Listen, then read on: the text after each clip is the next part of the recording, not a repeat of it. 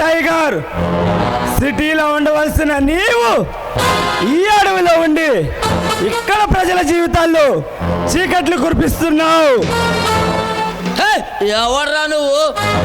ఈ టైగర్ స్థావరంలో అడుగుపెట్టి భయం లేకుండా మాట్లాడుతున్నావు, నాకే వార్నింగ్ ఇస్తున్నావు. బతకాలం లేదా? బ్రతుకు మీద ఆశ లేని వాడిని, చావంటే భయం లేని వాడిని పోరాటమే జీవితంగా ఎంచుకున్నా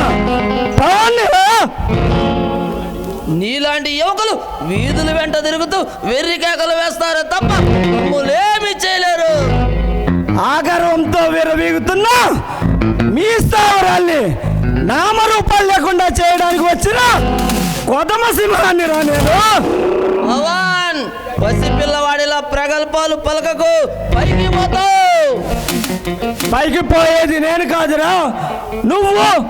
నీవు చేసిన హత్య బయటపడ్డ రోజు నీ చేతికి సంఖ్యలు స్వాగతం పలుకుతాయి. నువ్వు చెబితే సరిపోతుందా? ఆఫ్టర్ నువ్వెంత చిట్టెలుగులా ఉన్నావు.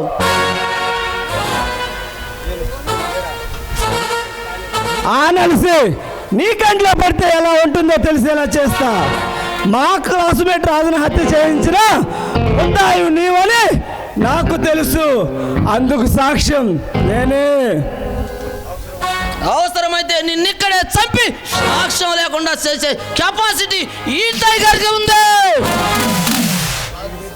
రాజసింహ అనే ఆయుధం ఎంటర్ అయింది. ఈ దెబ్బతో నీ పని అయిపోతుంది.